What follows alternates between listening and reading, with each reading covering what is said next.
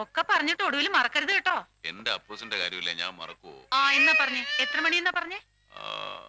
6 മണി. 6 മണി എന്നാ പറഞ്ഞത്? 7 മണി. 7 മണിയാ? എത്ര മണിക്കാ ഒന്ന് പറ. 6 മണി. ശരി, 6 മണി. ഓക്കെ. ഞാൻ കാത്തിരിക്കട്ടോ. മോനെ കരയ്ക്കലേ.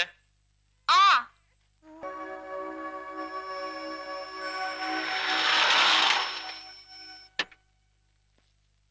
ആമേ, ആംസ്, ആമേ. യ്യോ.